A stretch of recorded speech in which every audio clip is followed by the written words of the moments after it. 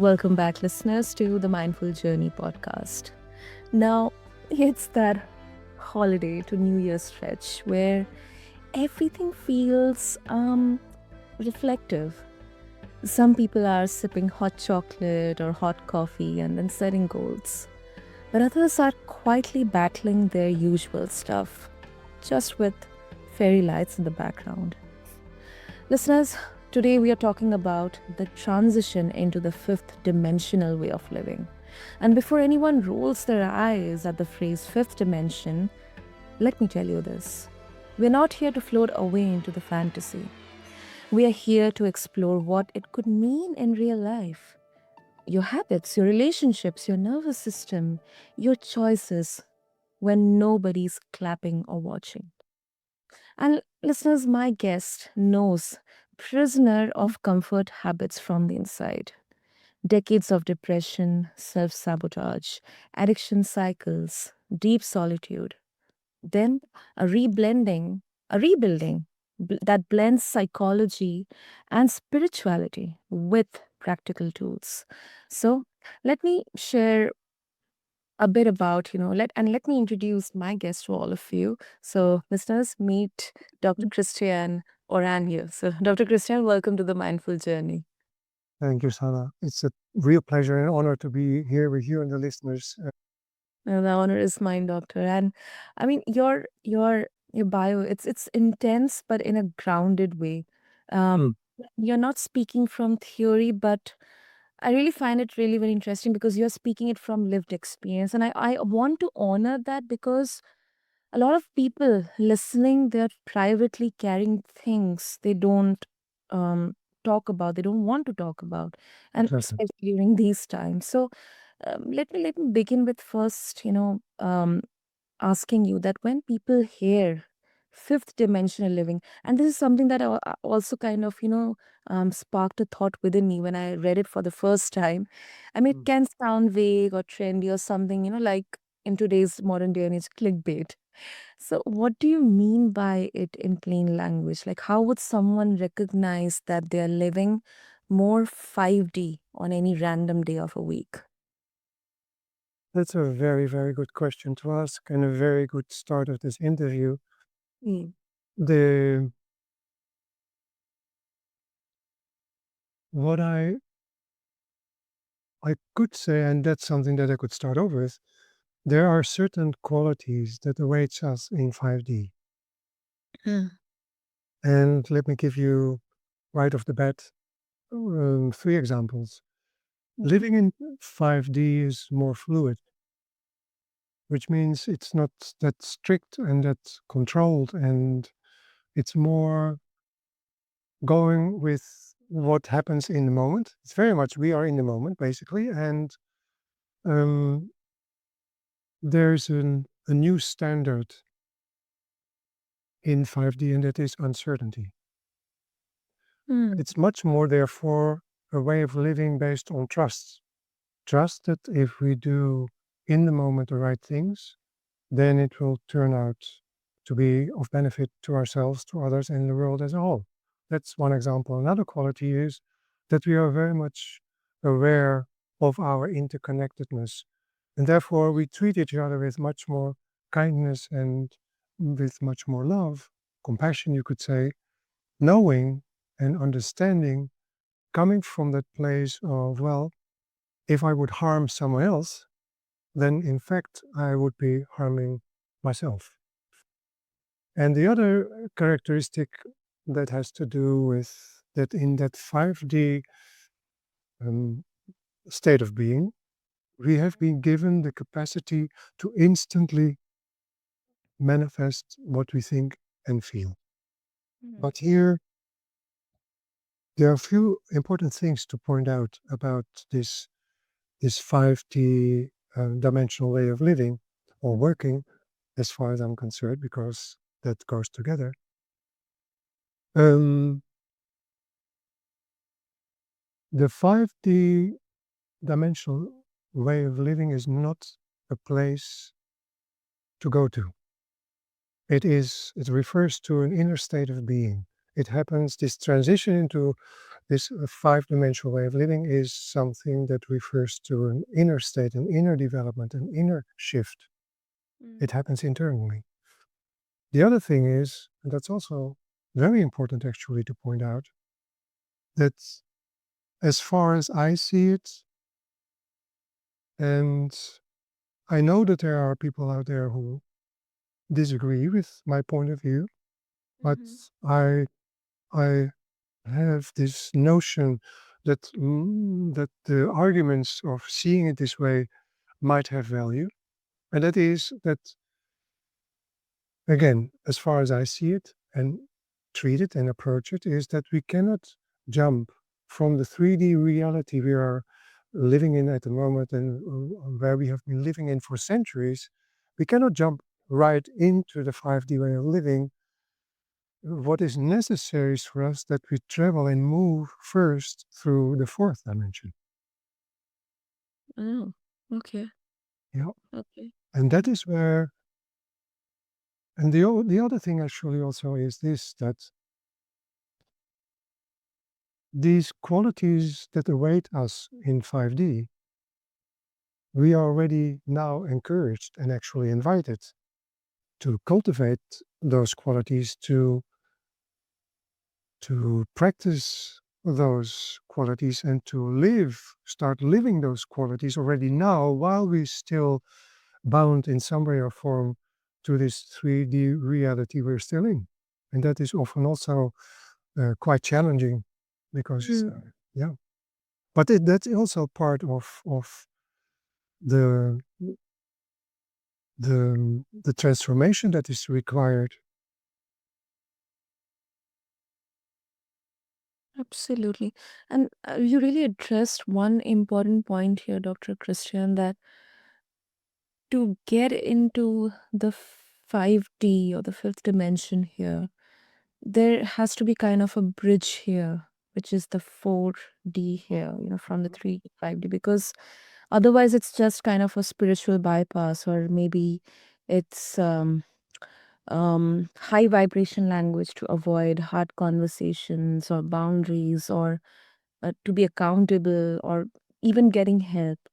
Um, so, Yes, and perhaps it is helpful for the listeners to be more specific even in that, and explain and say a bit more about why I find the reasons why it is not wise to skip it valid. And that has to do with, in this 3D reality we have been living in for centuries, as I just pointed out, we have built up certain habits, certain beliefs. We carry certain emotional charges with us due to what we have experienced in living in 3D. And all that is what is used, or the word that is used for all that we are carrying as the result of that, is called our conditioning. Our conditioning is, and I will give an example for that in a moment, if you will, yeah. if you want. And if we, just the idea alone, that when we leave the conditionings that are producing, are responsible for co-creating situations we do not want nor like, the things that are the conditionings that are harmful to ourselves and others, the conditions that are creating circumstances and attract certain peoples that makes us feel utterly unhappy, when we would leave that, um, those kind of conditionings we carry with us untouched, and we would make the jump into 5D immediately, carrying with us all these conditionings, then it will, in the 5D way of living, create the same kind of upheaval and distortion as we now see it, as it is doing here in the 3D reality. So, therefore, the fourth dimension, and moving through the fourth dimension, serves three fundamental functions. The first one I already mentioned, and that is that we already are now invited to live and start living those qualities in 5D and practice and apply them now already in our 3D life here on Earth. And the second thing is that it is a period, the 4D period is a period where we are invited to get greater clarity and greater understanding. For instance, the understanding of what it actually is that we are carrying with us in our sub and unconscious. And the third element, and that is the most important one, perhaps, is that it is a time for purification. It is a time for cleansing. It is a time for healing and actually transformation, to transform and to let go, to resolve the burdens we have been carrying for I don't know how long, and to free ourselves from those conditionings before we step into 5D, because then when we do, then we are really able to live 5D in the way it is meant to be lived. Hmm. Yeah, that makes sense. And Dr. Christian, you said we become prisoners of habits that once brought comfort. To me, it actually makes a lot of sense here. But Mhm. then also, you know, when we try to kind of get out of that cage of, a habit here, it's quite messy. It can really become messy, Absolutely. though Yeah. we we have that intention of making it perfect. For Mm. sometimes we do not know for the fact that it doesn't have to be perfect. What does the transition look like when you are trying to leave an old identity behind? That's a beautiful question as well. Mm. And my my sense is that I actually would like to offer an idea Mhm. how this process of disentanglement of what I call unconscious slash habits, and I use the slash between those two words consciously, Mm. to give an example for my own life, because it makes hopefully more clear, Yeah. first of all, what it is, how it can unfold, and Mhm. secondly, to address something that I think is very, very important.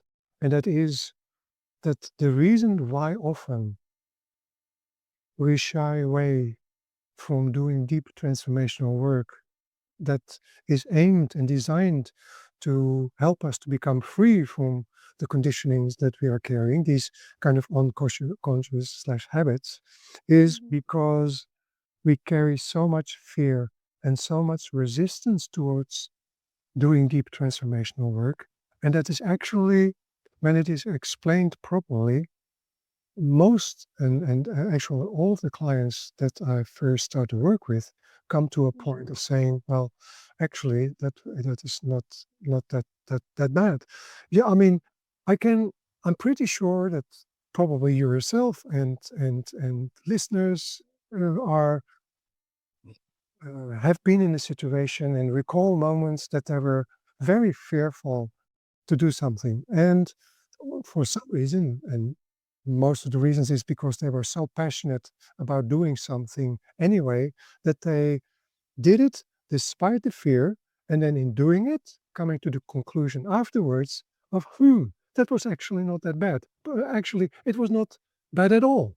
And that is exactly with when we talk about doing deep transformational work. At first, the fear and the resistance of doing it can feel daunting and can hold us back from doing that work, which means then, and has as a consequence that we walk we keep carrying those burdens, and that's what makes us feel very unhappy way longer than actually is needed.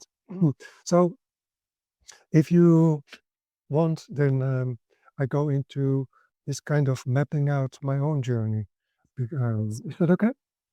Yes, please go ahead, Doctor. If you are enjoying the mindful journey, take 2 seconds to follow or subscribe wherever you are listening. It helps the show reach more people who need a softer, steadier space to land. And if you can leave a quick review, it seriously make a difference. Now, let's get back to the conversation. Let me start with saying that my life started with quite a troublesome birth. There were a lot of what I call sudden, unexpected, very negative, overwhelming, call it traumatic events. I recently counted them, and there were 12 in total. Mhm. And such a start of life had a huge impact on how my life unfolded after that. And you already mentioned it. One of the after effects was that I found myself suffering from a certain type of depression for 49 years. And also greatly battling with the self sabotaging and self harming tendencies that came with it. Um, ask me about any main addiction you can think of, and I probably have encountered it and experienced it. Mhm. Now, before going on, I would like to ask two questions Mhm. to you all listening at the moment. Do you believe that there is a relationship between what you think and feel and what is about to happen in the future? Sana, what do you think? I do think, I do think, uh, because, you know, most of us, we fear about our future. Hmm. Um, and when something happens, we always kind of try to connect the dots with what we imagined back. Hmm.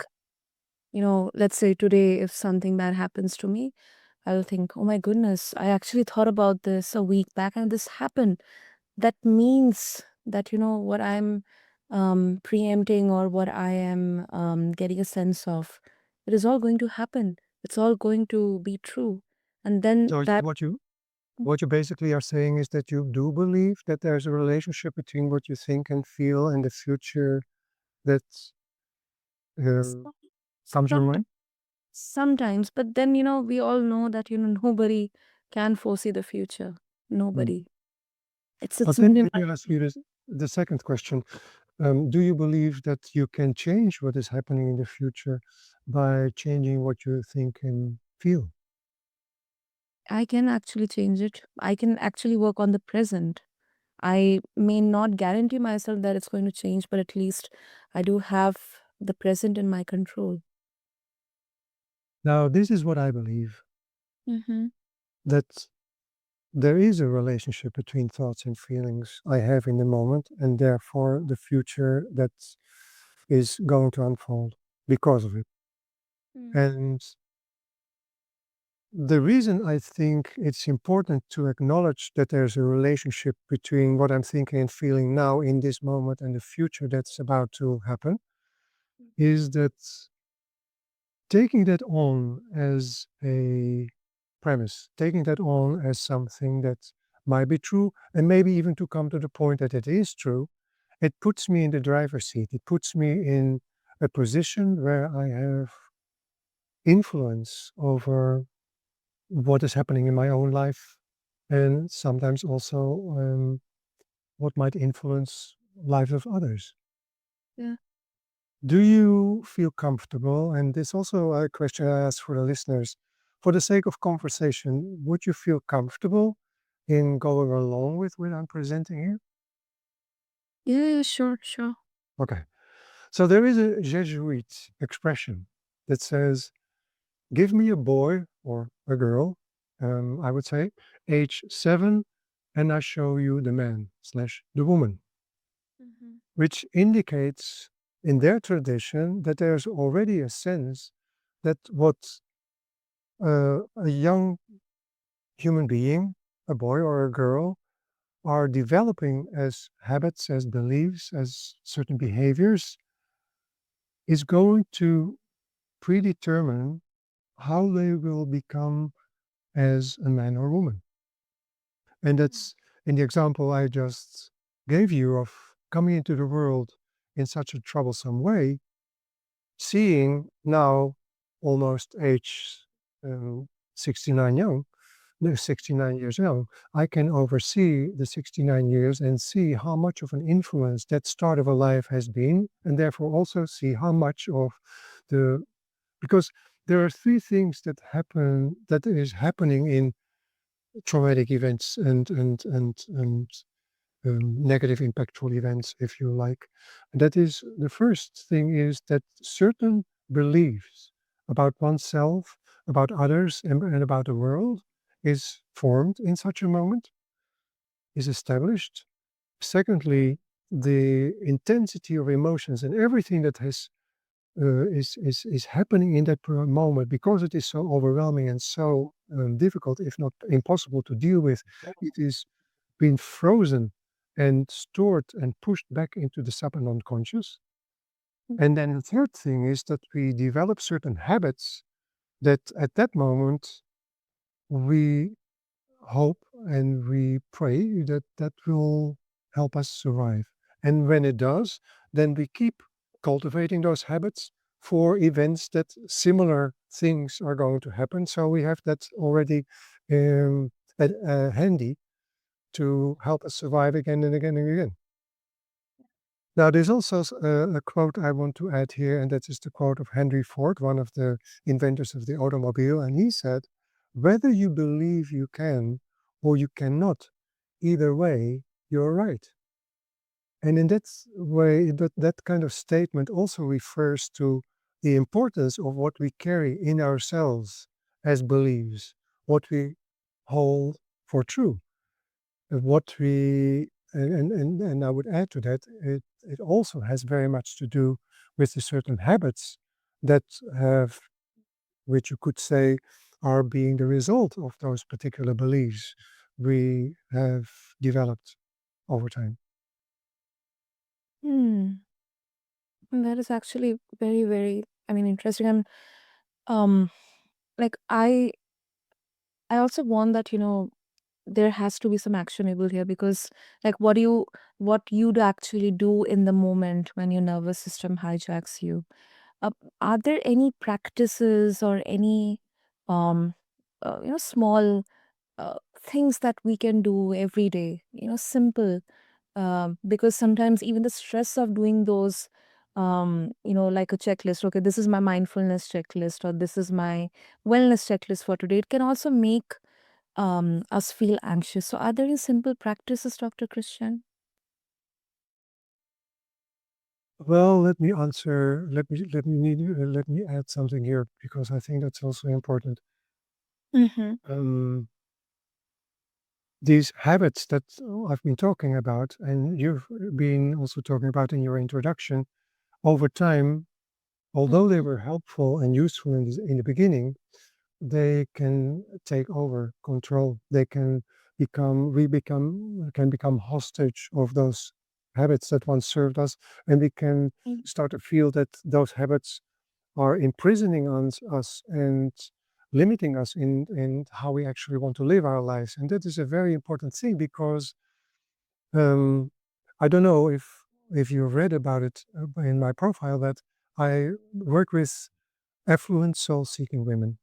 And these mechanisms that I'm talking about are, in working with them, the most obvious. And I use the work with them as a kind of an example of how to approach it, because in that particular approach is something that can be applied, that can be applied to anyone, to any listener here on the call. Now, Mm-hmm. the what I mean to say with this is that when we talk about feeling imprisoned by certain habits. And for instance, an example of that is I know of a woman, I have not met her and not yet worked with her, who is wealthy and who has the privilege of doing anything what she wants because she has the money. And she has withdrawn herself completely from active social engagement and social life. She has totally withdrawn herself in her mansion because she has developed such a sensitivity of sound that she cannot bear to be in an environment where noises are too loud. Now, what I've experienced in my own life, that being imprisoned by those habits that makes us do these kind of things, as the example I just give you, are not that easy to address and are quite complex. So to come up with certain simple, easy exercises or tools or tips which you can do on a daily basis is not really going to do the transformational work people who suffer from those kind of conditions will feel the benefit of. What I can do is to give you or the listeners 5 tips on what actually is helpful and what actually is something to be considered to work with in order to disentangle those habits. So that is what I'm going to do in a moment.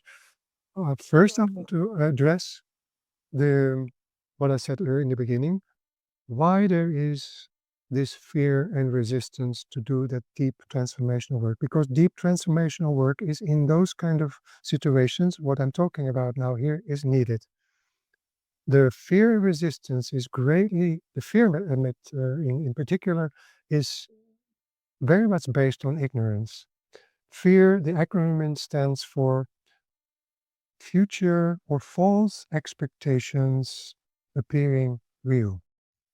The moment that it is explained how the process of disentanglement is done and how to apply it, I see time and time again that the clients feel more empowered to step into such a process and the fear greatly reduces. That is tip number 1.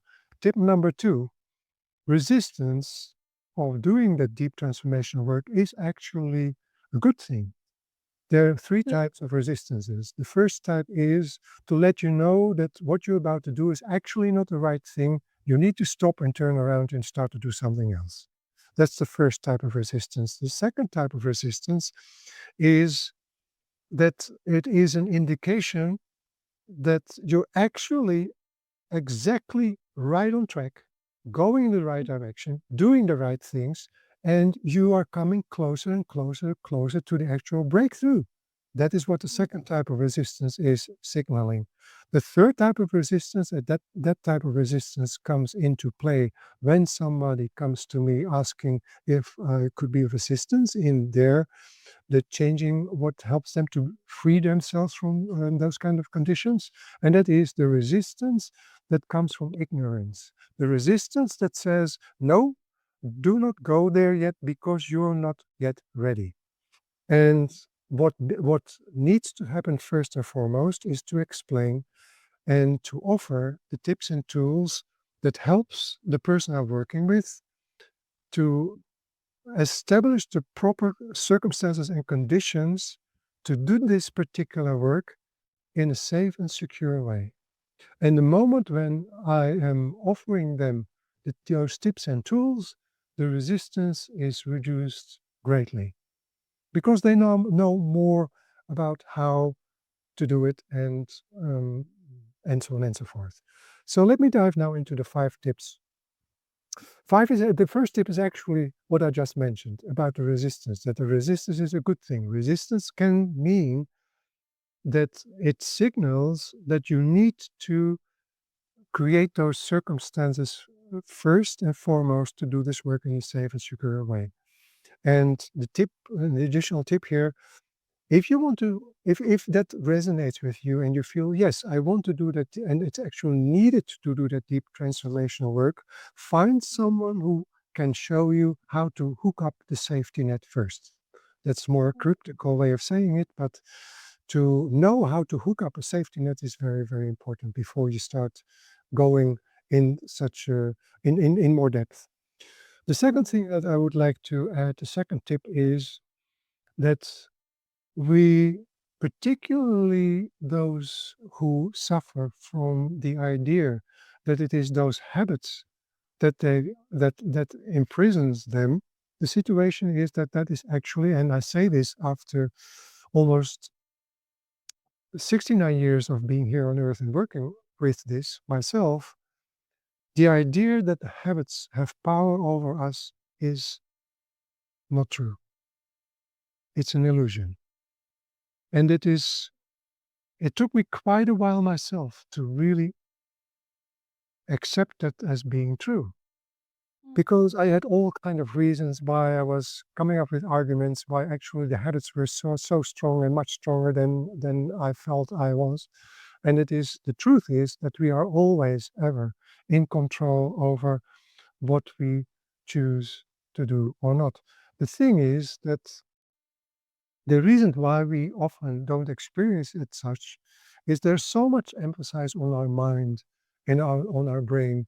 There's so much talk about you working your mindset and working on all these things, and that will make the change. My point of view is that it doesn't really matter that much what our mind or brain is doing. It is, I would say, merely a vehicle. And what actually matters is which kind of driver we choose and allow to sit behind the steering wheel. And then we come into the introduction to the three types of self: the animal self, the instinctual, instinctual, impulsive kind of self. Do we allow to get behind the steering wheel to drive our mind, our brain to where we're going? Or is it our second self, our human self, that is often worrying, and we don't know, we're not quite sure if we are going to drive, and when we're going to drive, where are we going to drive to? And we end up the day not going anywhere. We just contemplated our options and didn't take action on it. Is that the kind of driver we want to have behind the steering wheel of our mind, of our brain? Or is it our higher self? Our higher self that says, you know what, go on and start to drive, and here you go left, and then the next traffic light you go right, and then the bridge over there, you cross over the bridge, then you take the second street on the left, and then the third house on the left, that's where you need to be. We want to have that higher self on at the steering wheel. So that's a kind of another tip to consider and maybe to take on as a contemplation in how we work with our mind and mindset. The third tip is the importance of differentiation. And what I mean with that is listen to yourself in the upcoming days, and particularly when you speak about the things that you find unpleasant, or how you feel, or how you think about certain things. How often do we talk about ourselves in the I form? I feel sad. I feel angry. I want to do this. I want to do that. What actually happens and what is necessary in doing deep transformational work is that we learn to differentiate. What I mean with that is to see ourselves, our human self, the one, Sana, I'm now talking to, the one, listeners, I'm now addressing. Your human self is the one that I consider one that should be behind the steering wheel and guided by your higher self, to be clear. But since you are here living in this world, you are the one who makes it all happen. And I call that the part of you, your natural parent. And then on that is the part that does want deep transformation. That part has the courage to step into that process and do the work. But there's other parts, and that is often that I hear in the first conversations I have with clients that are new. They say, "Oh yes, I so much want to have this transformation to get over these kind of things that bother me, but I feel there is something in me that holds me back." And that is important to differentiate. The person, you, wants to do the transformation and do the work, but there are parts of you that feel resistant or are in fear. And then we come to this phenomenon that is called the inner child. Yeah. And then learning to take care of that inner child and learning to relate to that inner child in a way that it is becoming more trustful in ourselves and more trusting in making that change towards whatever we want to achieve and whoever we want to become. The fourth thing is that there's also something that is so much talked about when you go on YouTube and you search the work that people do on the subconscious and what advice they are giving to work on the subconscious and how important it is to reprogram it and so on and so forth. I have also a different view on that, and that is also based on a revelation, a moment of revelation in myself, in my own journey, that I noticed that I did all the right things and I worked so hard. And that's, by the way, also what clients report back to me very often. And there is something in me that just feels still the same.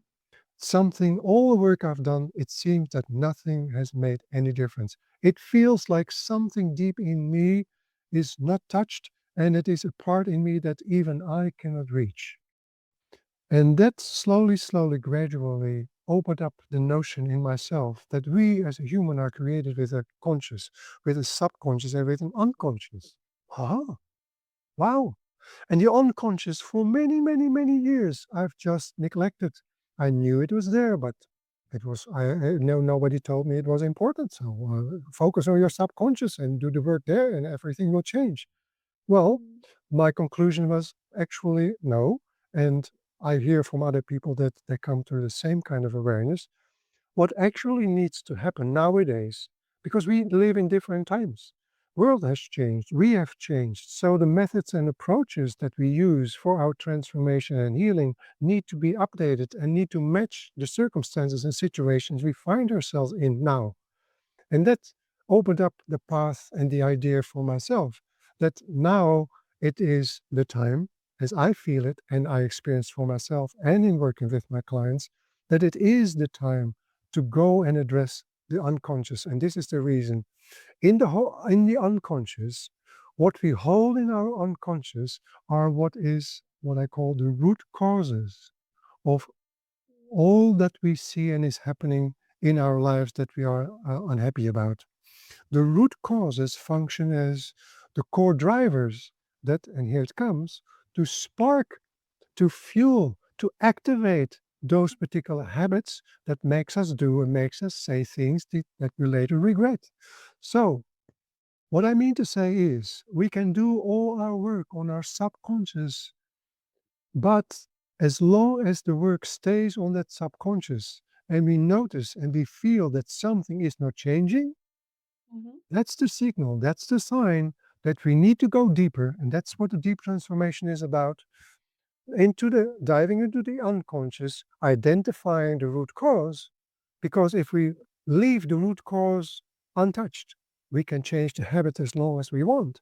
But the root cause itself, being untouched, will pull that particular habit back into place into our subconscious time and time and time and time and time again.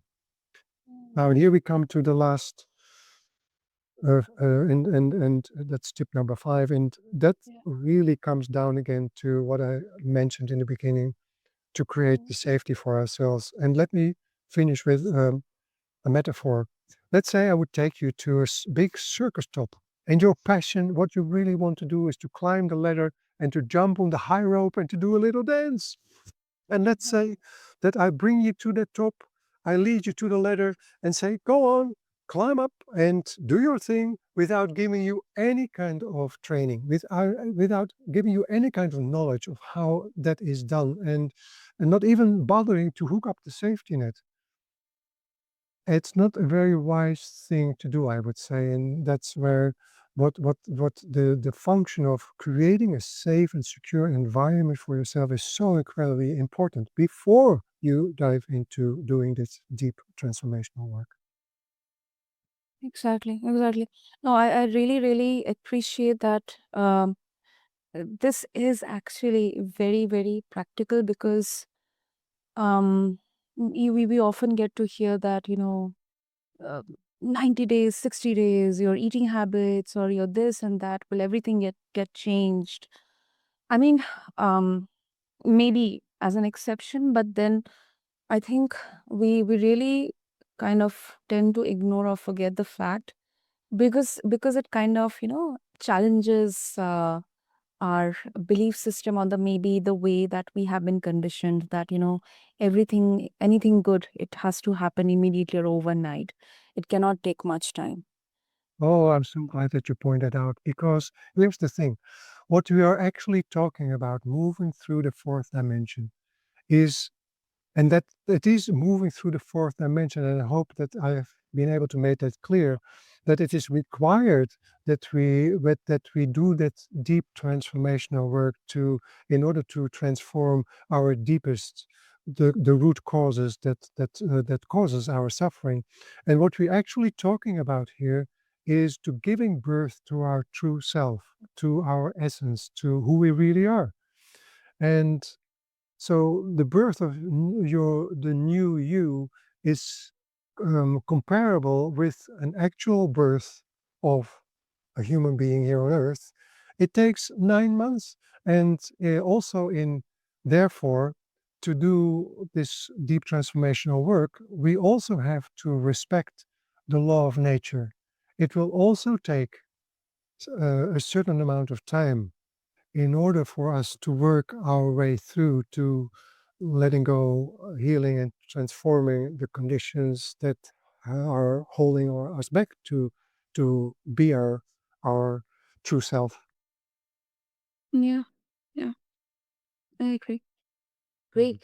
Great. And Dr. Christian, before we wrap up, if our listeners they would further, I would really want them to get more and more, wisdom on this, because knowledge is everywhere, but it's really it's very rare to get the true wisdom out there. So if they would like to connect with you, what should be the easiest way?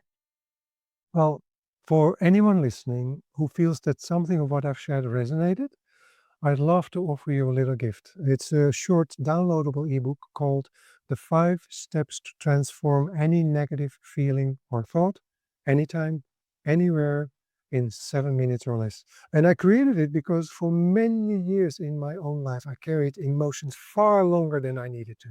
Simply because no one ever showed me that those emotions, those negative emotions and thoughts can be transformed in the moment, can actually happen right away, immediately. Mm. Now, you'll find a link in the show notes. It's a simple download and you'll receive it by email. And here's the thing, for the first 7 people who do, I'm also offering a complimentary From Pointless to Purpose treasure mapping call. It's a 1-hour conversation where you can experience how I work, ask your questions directly. Perhaps you have questions about what I've shared in the moment and you would like to have me there to address it directly in person with you. And also using that call to explore whether I'm the right person to support you in the changes you're sensing you're ready to happen. If I'm the right person to guide you and to support you in such a deep transformational process. So just to be clear, this call, there is no pressure, there are no obligations. It is simply an invitation to explore this together with me. Absolutely. This is what I'm going to do, as I always. I'll have all the links in the show notes. So take whatever you feel connects with you, leave what you feel do not or does not, because I really, really want that this episode uh, is to protect people from magical thinking while still leaving room for real, actual, authentic, genuine transformation. So, first of all, Dr. Christian, thank you so much. Because although this is such a profound and very, I would say, nuanced kind of discussion, but really appreciate your simplicity and sharing your own experiences. It really felt like, coming from lived experiences. Otherwise, it's very easy to keep on, uh, you know, saying all the things out there. I mean, we know it's all out there, but sometimes it's very difficult to kind of put a filter out and, Yes. understand what is true or what is not. So thank you so much. Really appreciate the way you explained that, how fifth dimensional way of living, it is not bypassing reality. It's not the mystical thing. It's all within us. We Yes. just need guidance, support, actual, um, you know, trust and confidence here. So thank you so much. Yes. I thank you too, Sana. I thank all the listeners here on the call. Wish you all the best and a wonderful start of the new year.